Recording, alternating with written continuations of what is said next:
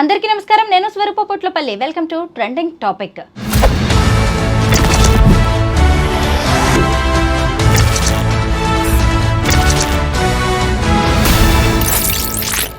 Betting భూతాన్ని తరిమికొట్టడానికి తెలంగాణ పోలీసులు సీరియస్గా ఫోకస్ చేశారు.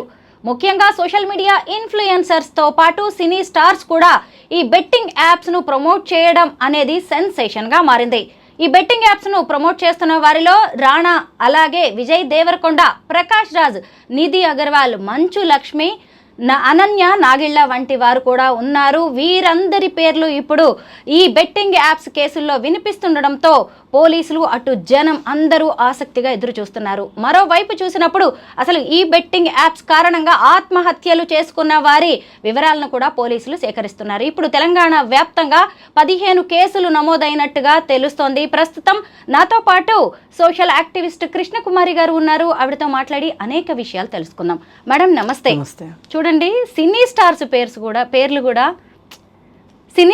పేర్లు కూడా ఈ బెట్టింగ్ యాప్స్ ప్రమోషన్స్ కేసుల్లోకి వచ్చేసాయంటే దీని తీవ్రత ఎలా ఉందో అర్థం చేసుకోవాలి.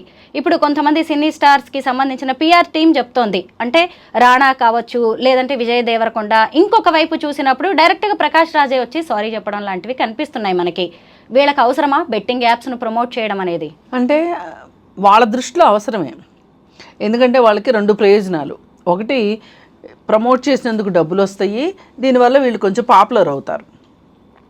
ఇప్పుడు ఒక సినిమాలోనే కనిపించాలి వీళ్ళు అంటే, సినిమా రిలీజ్ అయినప్పుడు సినిమా చూస్తానికి వెళ్తేనే మనకు వాళ్ళు కనిపిస్తారు.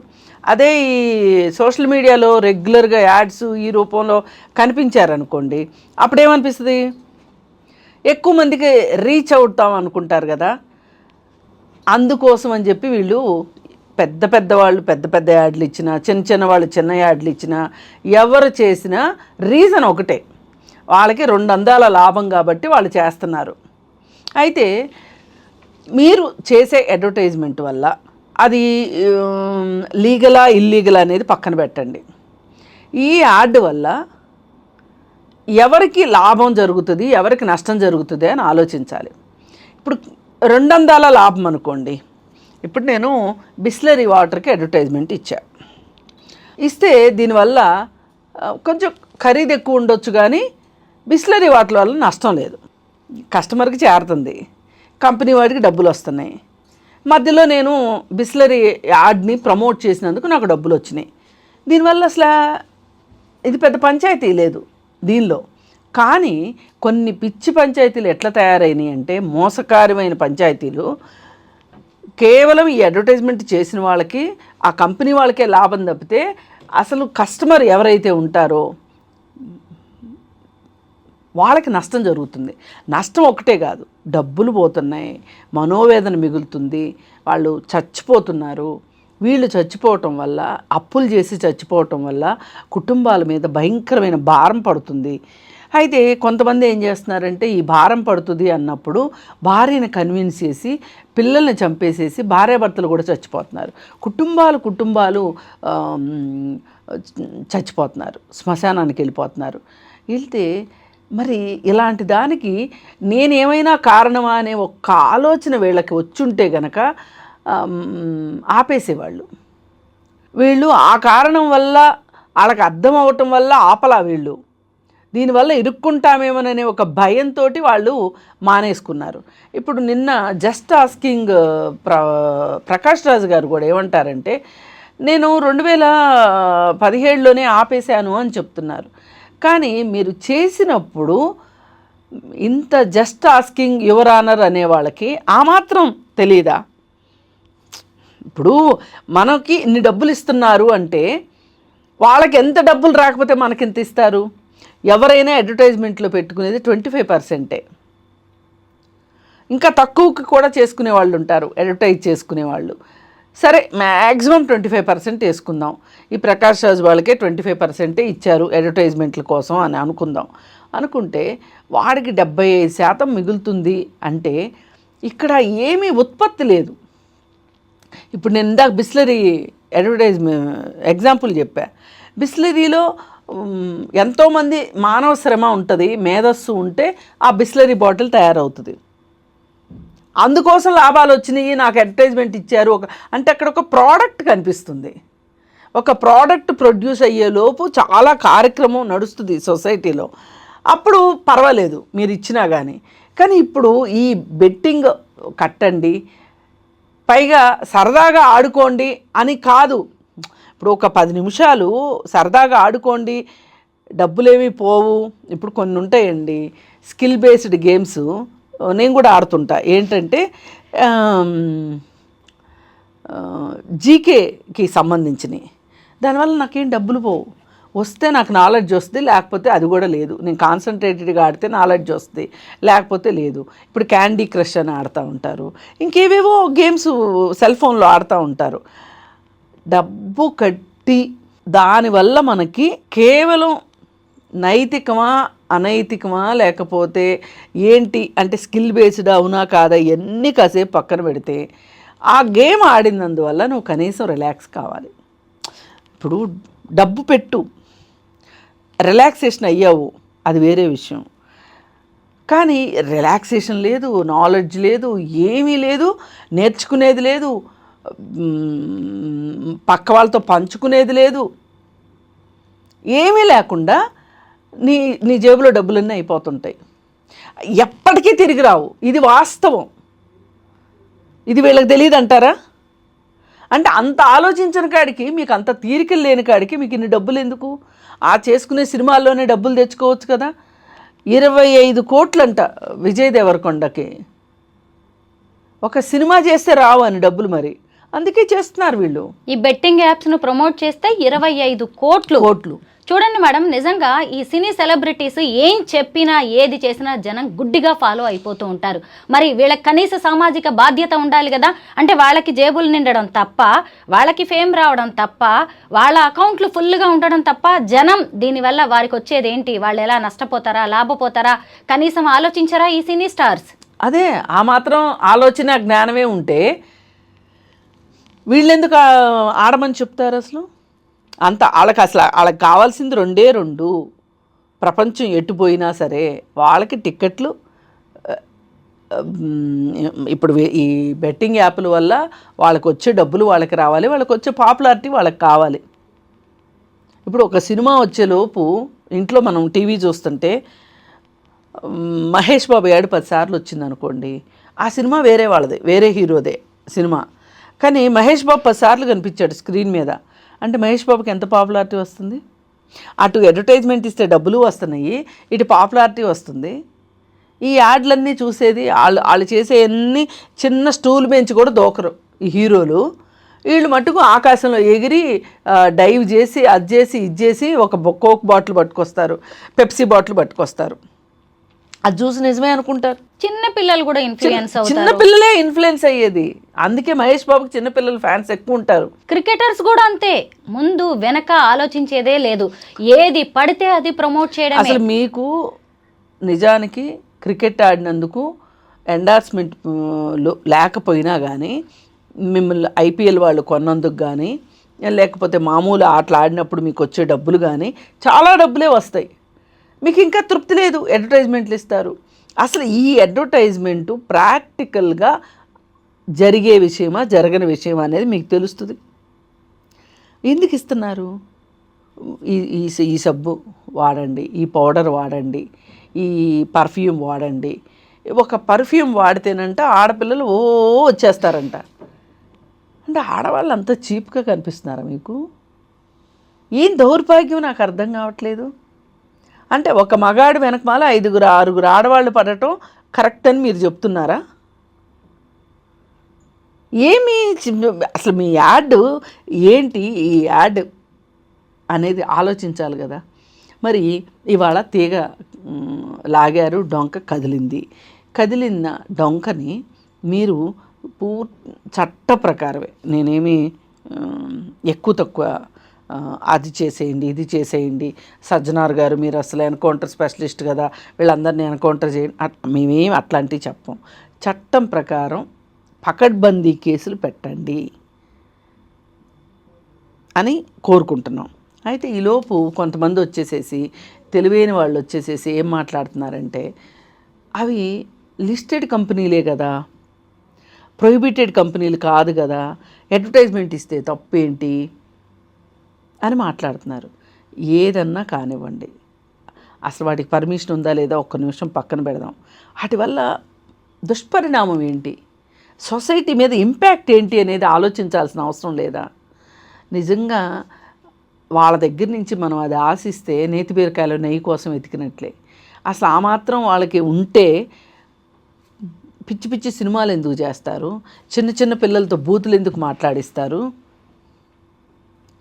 మొన్న వచ్చింది కదా సంక్రాంతికి వస్తున్నాం సినిమా, ఆ సినిమాలో బూతులు ఏంటి? బుల్లిరాజు. అవును మేడం, మళ్ళీ ఎంత ప్రమోషనో, ఎంత ప్రమోషన్. మన ఇంట్లో పిల్లలు అలా మాట్లాడితే నవ్వుకుంటామా, ఒప్పుకుంటామా? చెంపమే పెట్టి 2 పీకము. నిజంగా ఏదేమైనా యాప్లకి ప్రమోషన్, బెట్టింగ్ యాప్లకి ప్రమోషన్ ఇచ్చారా, లేదు రమ్మీ గేమ్కి ప్రమోషన్ ఇచ్చారా, అవి స్కిల్ బేస్డా అన్స్కిల్డా అవి అనేది అనవసరం. ఇక్కడ ఒక ఉత్పత్తి అనేది లేకుండా, ఒక ప్రోడక్ట్ జనరేట్ కాకోకుండా కేవలం మాటల మీదే ఇన్ని కోట్లు వాళ్ళు సంపాదిస్తున్నారు అంటే జనాల దగ్గర నుంచి ఎన్ని డబ్బులు కొల్లగొట్టబడుతున్నాయో ఆలోచించండి. కోట్లు రాబట్టారు, ఎంతో మంది ప్రాణాలు పోవడానికి కారణమయ్యారు. ఇప్పుడు చూస్తేనేమో వాళ్ళ పిఆర్ టీంలో వచ్చి ఒక ప్రెస్ నోట్ రిలీజ్ చేస్తారు, లేదంటే వాళ్ళు వచ్చేసి సారీ తప్పైపోయింది తెలియక చేసాము క్షమించండి అంటూ వీడియోస్ రిలీజ్ చేస్తారు. అవన్నీ కుదరదు. మాకు తెలియక చేసాము అన్నా నడవదు, అది స్కిల్ బేస్డ్ అన్నా నడవదు, ఏది నడవదు. ఒక్కటే ఏంటంటే ఈ ప్రభుత్వం గట్టిగా ఉంటే, నిలబడితే గనక ఈ ప్రభుత్వం చర్యలు తీసుకుంటే, పెద్దవాళ్ళైనా సరే చిన్నవాళ్ళైనా సరే ఎవరైనా సరే వాళ్ళపైన చర్యలు తీసుకుంటే తప్పితే ఇవాళ సొసైటీని మనము గట్టెక్కించలేము. అలాగే ఇంకొకటి ఏమన్నారంటే, ఎవరైనా ఒక మనిషి వచ్చి మేము విజయ్ దేవరకొండ యాడ్ ఇస్తేనే, ఆ యాడ్ చూసే మేము ఆడాము నష్టపోయాము అందుకని మేము ఆత్మహత్య చేసుకోవాలనుకుంటున్నామని కానీ, ఆత్మహత్య చేసుకున్నారు అని కుటుంబ సభ్యులు కానీ కంప్లైంట్ ఇచ్చారా అని చాలా తెలివైన వాదిస్తున్నారు. అయితే ఇప్పుడు సజ్జనార్ గారు పిలిపించారు, ఎవరెవరైతే కుటుంబాలు నష్టపోయినాయో వాళ్ళు కంప్లైంట్లు ఇవ్వండి అని. మరి ఇప్పుడు వాళ్ళు కంప్లైంట్ ఇస్తే వీళ్ళ మీద చర్యలు ఉన్నట్టేగా, వాళ్ళు చెప్పిన దాని ప్రకారమే. ఇప్పుడు ఏమైపోయిందంటే ఇది చెడు అని తెలిసి కూడా చెడుని వెనకేసుకొచ్చే వాళ్ళు కూడా ఎక్కువైపోయారు. ఈ చెడుని వెనకేసుకొచ్చే వాళ్ళు కూడా వాళ్ళకి సంబంధించి వాళ్ళ ప్రయోజనాలు వాళ్ళకు ఉంటున్నాయి. ఇక్కడ ఎలా అయిపోయిందంటే ఒక కేకును కట్ చేసేసుకుని నీ ముక్క నీకు, నా ముక్క నాకు, ఇంకోళ్ళ ముక్క ఇంకోళ్ళకి, ఇంకోళ్ళ ముక్క. కానీ ఇక్కడ సమాజం ఏమైపోతుంది, ప్రజలు ఏమైపోతారు, కుటుంబాలు ఏమైపోతాయి? ఇప్పుడు ఈ యాప్ల ద్వారా బెట్టింగ్ చేస్తే డబ్బులు పోతే వాడు ఆత్మహత్య చేసుకుంటే ఒక కుటుంబం పరిస్థితి ఏంటి? ఒక వ్యక్తి సడన్గా ఏ రోడ్ యాక్సిడెంటో ఏదన్నా జరిగితే అది వేరే విషయం, కావాలని ప్రాణాలు తీసుకునే పరిస్థితి వచ్చింది అంటే ఆ కుటుంబం పరిస్థితి ఏంటి చెప్పండి మేడం. ఇప్పటికైనా వీళ్ళు సామాజిక బాధ్యతగా ఈ యాప్ని మేము ప్రమోట్ చేసినందుకు ఇన్ని కోట్లు తీసుకున్నాం, పోనీ మా వల్ల ఇంతమంది చనిపోయారు కదా వాళ్ళకి కాస్త నష్టపరిహారం చెల్లిస్తాం లాంటి ఆలోచన కూడా రాదు వీళ్ళకి కనీసం. లేదు, ఇప్పుడు చట్టం కనుక గట్టిగా యాక్ట్ చేస్తే వీళ్ళు తీసుకున్న డబ్బులన్నీ కక్కించవచ్చు. కన్జ్యూమర్ ప్రొటెక్షన్ యాక్ట్ కింద వీళ్ళ దగ్గర నుంచి కక్కించవచ్చు. అంటే అంత చిత్తశుద్ధి ప్రభుత్వానికి ఉందా, పోలీస్ డిపార్ట్మెంట్కి ఉందా, లేదు సైబర్ క్రైమ్ డిపార్ట్మెంట్కి ఉందా, లేదు అనుకుంటే వినియోగదారుల చట్టాన్ని ఎంతమందికి తెలుసు, చట్టం ప్రకారం మేము న్యాయం పొందొచ్చు అని అనుకుంటారా? ఇవన్నీ బేతాళ ప్రశ్నలు అయిపోయినాయి మన సమాజం ముందు. అందుకని ఈ బేతాళ ప్రశ్నల్ని ఎవరైతే ఈ చిక్కుముళ్ళు ఇప్పుతారో అని చెప్పి ఎదురు చూస్తున్నాం. ఇప్పుడు మనము ఈ సినిమా స్టార్స్తో పాటు బిగ్ బాస్ ఫేమ్స్, అలాగే ఈ యాంకర్స్ ఎవరైతే ఉన్నారో వాళ్ళు కూడా సోషల్ మీడియా ఇన్ఫ్లుయెన్సర్స్గా మారిపోయారు. వాళ్ళ గురించి కూడా మనం ఇప్పుడు మాట్లాడుకోవాల్సిందే. విష్ణు తేజ, అలా టేస్టీ తేజ, విష్ణుప్రియ, సుప్రీత, ఎవరు ఈ భయ్యా, సన్నీ యాదవ్, లోకల్ బాయ్, ఇంకొక వైపు చూసినప్పుడు పరేషాన్ బాయ్స్, ఇలా చెప్పుకుంటూ పోతే పెద్ద లిస్ట్. అసలు పోలీసులు వాళ్ళందరి మీద కేసులు బుక్ చేశారు, నోటీసులు ఇచ్చారు. ఇప్పుడు కొంతమంది స్విచ్ ఆఫ్ చేసుకున్నారు ఫోన్స్, ఇంకొంతమంది దుబాయ్ పారిపోయారు.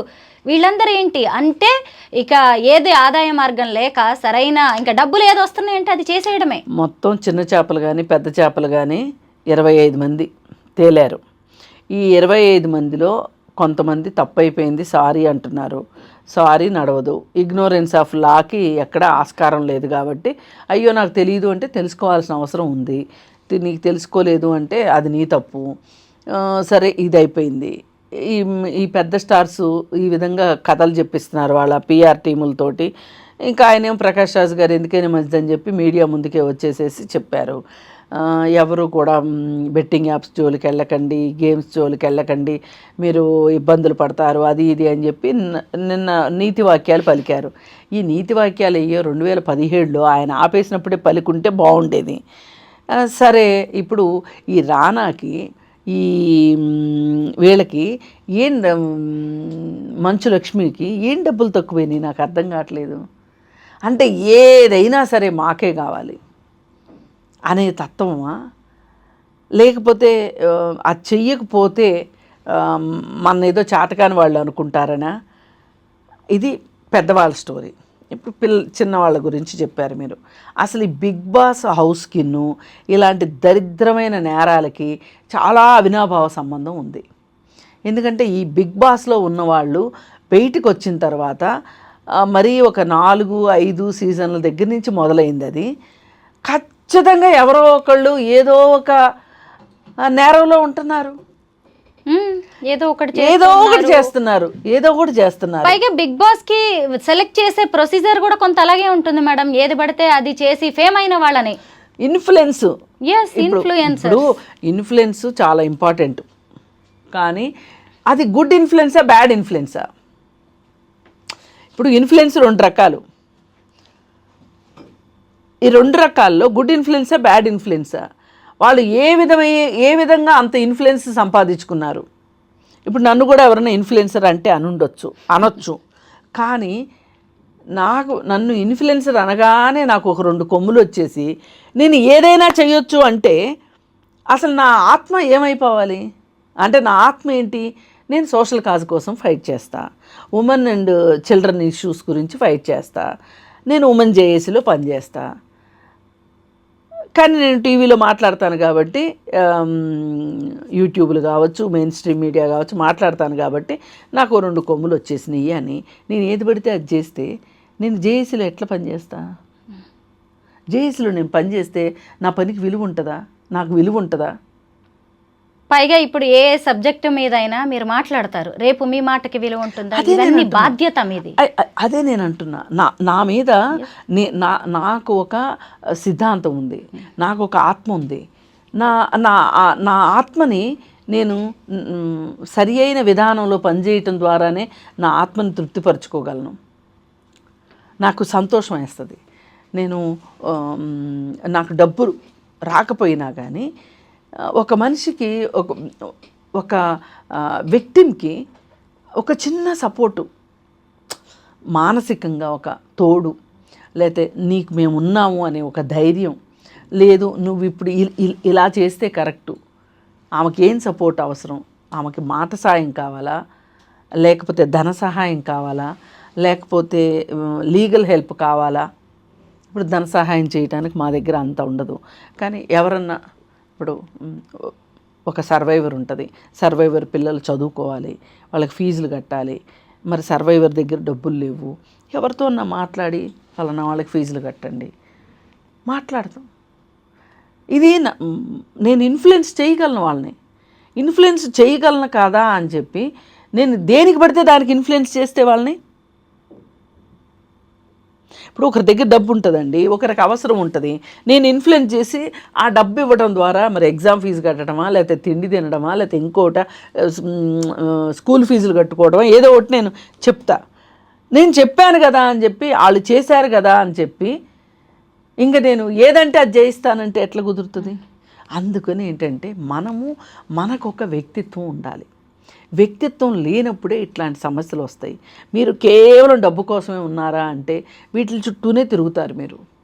ఇప్పుడు పోయినసారి రానాను వాళ్ళ బాబాయ్ వెంకటేష్ ఇద్దరు కలిసి ఒక వెబ్ సిరీస్ చేశారు, రానా నాయుడు అనే వెబ్ సిరీస్ చేశారు. ఎంత భయంకరంగా ఉందంటే అంత భయంకరంగా ఉంది. నాకు అనిపించింది అసలు వీళ్ళు ఏం ఆశించి ఇది చేస్తున్నారు? ఇంత దరిద్రాన్ని ప్రజలకు చూపించాలనుకోవటం ఇది ఏమన్నా ఒక శాడిజమా లేకపోతే అవసరమా? ఎందుకు చేస్తున్నారు ఇది అని అంటే ఏమీ లేదు. వాళ్ళు ఎప్పుడు లైమ్ లైట్లో ఉండాలనేది ఒకటి, డబ్బులు రావాలనేది ఇంకొకటి, వాళ్ళ స్థానం ఇంకెవ్వరు స్థానంలోకి రాకూడదు అని. ఈ కారణాల చేత వాళ్ళు మనల్ని ఎవరు అడుగుతారు వచ్చి? ఇప్పుడు నాకు రానా కనిపించాడు, అడుగుతానా? వెంకటేష్ కనిపించాడు, అడుగుతానా? అడగను కదా, అడగం కదా. వాళ్ళ ధీమా అదే. మా దాకా వచ్చేవాళ్ళు ఎవరు? ఒకవేళ పోలీసులు వస్తే వాళ్ళని ఎట్లా చేసుకోవాలో మాకు తెలుసు, చట్టం వస్తే ఏం చేయాలో మాకు తెలుసు. ఈ ధీమానే వెధవ పనులన్నీ, చెత్త పనులన్నీ, చండాలమైన పనులన్నీ చేపిస్తుంది. ఆ ధీమా పోవాలి అంటే పోరాటం ఆగకుండా చెయ్యడం ఒక్కటే మార్గం. మేడం, ఇక్కడ మనం మన పౌర సమాజం గురించి కూడా మాట్లాడుకోవాల్సిందే.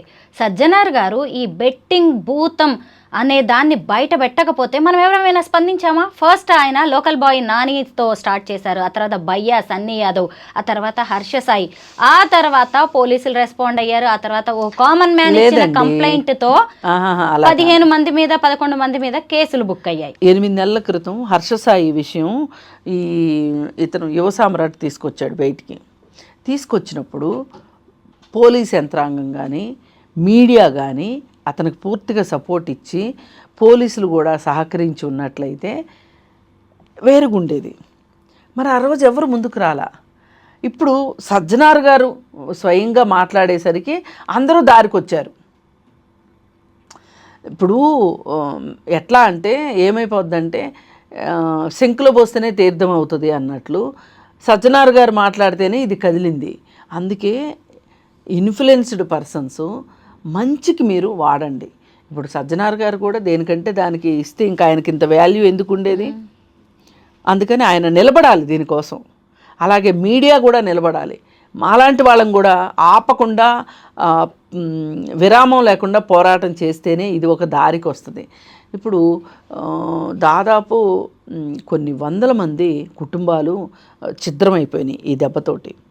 అలాగే ఒక 120 మంది లెక్కల్లోకి వచ్చింది. ఇప్పుడు చాలామంది ఇది బెట్టింగ్ చేశాడా, బెట్టింగ్ అంటే ఒక నెగటివ్ వర్డ్. బెట్టింగ్ చేసి అప్పులు చేశాడు అంటే చెప్పుకోవటానికి కూడా ఇష్టపడరు చాలా మంది. పరువు తక్కువ అని, ప్రాణాలు పోయినా పర్లేదు. ఇప్పుడు నిన్న నేను వేరే ఛానల్లో ప్రోగ్రామ్ చేస్తే దానికి సంబంధించి వాళ్ళు ఒక వీడియో పెట్టారు. పెడితే దాని కింద ఒక ఆయన ఎవరో వచ్చేసి పాపం చెప్తున్నారు, మా అమ్మాయి 25 లక్షలు పోగొట్టుకుంది అని చెప్పాడు. అమ్మాయి ఇక్కడ అమ్మాయి లేదు, అబ్బాయి లేదు, ఫోన్ ఉంది కదా. పైగా ఈజీ మనీకి అలవాటు పడిపోయి, లగ్జరియస్ లైఫ్కి అలవాటు పడిపోయి, కష్టపడకుండా కూర్చునే ఫోన్లలోనే డబ్బులు సంపాదించాలని. ఇప్పుడు ఇక్కడ మనము కేవలము వీళ్ళని మాత్రమే మాట్లాడేదానికంటే కూడా ఈ ఆడుతున్న వాళ్ళ గురించి కూడా కొంత మాట్లాడాలి. అసలు మీరెందుకు ఆడారు? ఇప్పుడు ఒకడు యాప్ పెట్టాడు, ఇంకొకడు వచ్చి అడ్వర్టైజ్మెంట్ ఇచ్చాడు. ఇప్పుడు మీరు దానికి సహకరించకపోతే ఇంత దుర్మార్గం జరగదు కదా. అయితే ఇక్కడ ఒక మాట చెప్పుకోవాలి. వీళ్ళు కష్టాల నుంచి బయటికి రావాలనే ఉద్దేశంతోనో లేకపోతే గ్రీడ్తోనో వీళ్ళు ఈ యాప్ల్లో ఇది చేయొచ్చు, ఎవరు సామాన్య ప్రజానీకం కూడా. కానీ మనం ఇంకొక లాజిక్ ఆలోచించాలి. ఈ యాప్లు ఏవి ఈ కళ్యాణ్ జ్యువెలర్స్ లాగానో మలబార్ జ్యువెలర్స్ లాగానో అడ్వర్టైజ్మెంట్లు ఇచ్చే పరిస్థితి ఉంటుంది వాళ్ళకి. ఇది అవుట్ సైడ్ రియల్ వరల్డ్లో వాళ్ళు కేవలం ఏం చేసినా సోషల్ మీడియాలోనే చెయ్యాలి. ఇప్పుడు కొత్తగా క్రికెట్ మ్యాచ్లుకి స్పాన్సరింగ్ చేస్తున్నారు.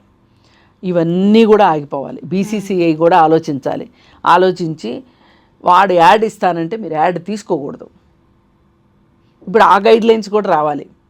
అయితే వీళ్ళు ఈ సినీ సెలబ్రిటీసు వీళ్ళందరూ వచ్చేసేసి ఈ యాడ్ గురించి ప్రచారం చేస్తేనే సామాన్య మానవుడికి తెలిసేది. అంటే వీళ్ళని ఎందుకు ఇన్ని డబ్బులు ఇచ్చి పెట్టుకున్నారు అంటే అవేమో బయట లీగల్గా ఓపెన్గా వచ్చే యాప్లు కాదు కాబట్టి వీళ్ళ ద్వారా తెలుస్తున్నాయి. అరే మనకు తెలుసు రానా ఏంటి ఏదో అడ్వర్టైజ్మెంట్ ఇచ్చాడు అని చూస్తామా లేదా? మనకు ఒక చూసాము అంటే మనం 4-5 సార్లు చూసామంటే మనకు ఒక లింక్ వచ్చేస్తుంది. లింక్ వచ్చాక ఊరుకుంటామా మనం? దాన్ని క్లిక్ చేస్తాం. క్లిక్ చేసాము అంటేనే క్లిక్ చేసినందుకే డబ్బులు పోయేవి కొన్ని ఉంటాయి. ఆడటం మొదలెట్టిన తర్వాత మనకి ఎలా అనిపిస్తుంది అంటే ఇక్కడ పోగొట్టుకున్నాం కదా, మళ్ళీ ఇక్కడే సంపాదించాలి అనే ఒక జిద్దు ఒకటి ఉంటుంది. ఇలా రకరకాల కారణాలు, మానసిక బలహీనతలే కాదని నేను అనను. ఇప్పుడు ఈ బెట్టింగ్ యాప్లు యూజ్ చేసి డబ్బులు సంపాదిద్దాము అనుకునే వాళ్ళని కూడా నేనేమీ తక్కువ అంచనా వెయ్యట్లేదు. కాకపోతే ఇదంతా అటు తిరిగి ఇటు తిరిగి అసలోడికి డబ్బులు వెళ్తున్నాయి, బాగా అడ్వర్టైజ్మెంట్ ఇచ్చినోడికే వెళ్తున్నాయి. కామన్ మ్యాన్ సఫర్ అవుతున్నాడు. ఈ కామన్ మ్యాన్ సఫర్ అయినప్పుడు అతని భార్య ఆడినా ఆడకపోయినా, అతని పిల్లలకి డైరెక్ట్గా సంబంధం ఉన్నా లేకపోయినా కష్టాలను అయితే వాళ్ళే అనుభవిస్తారుగా. పోనీ ఒకసారి పోయినాయి ఇంకోసారి వస్తాయి అంటే అది వేరు విషయం. ఇక్కడ పోవుడే, వచ్చుడు లేదు. కుటుంబాలు ఏమైపోవాలి, ఇది ఆలోచించాలని నేను కోరుకుంటున్నా. ప్రభుత్వం కూడా దీని మీద పూర్తి శ్రద్ధ పెట్టి కాన్సన్ట్రేషన్ తోటి చేస్తే ప్రపంచంలో అవ్వందేది ఉండదు. వీసీ సజ్జనార్ గారు మొదలుపెట్టిన ఈ యుద్ధం ఇక్కడితో ఆగేదే లేదు. ఇది చాలా దూరం వెళ్ళబోతోంది. దీని వెనక ఉన్న మాఫియాను కూడా పట్టుకునేందుకు పోలీసులు ప్రయత్నిస్తున్నారు. ప్రస్తుతం తీగలాగుతున్నారు, డొంక కదులుతోంది. దీని వెనక ఉన్న కోట్లాది రూపాయల మాఫియా అనేది త్వరలోనే బయటపడబోతోంది. Thank you so much madam. Thank you.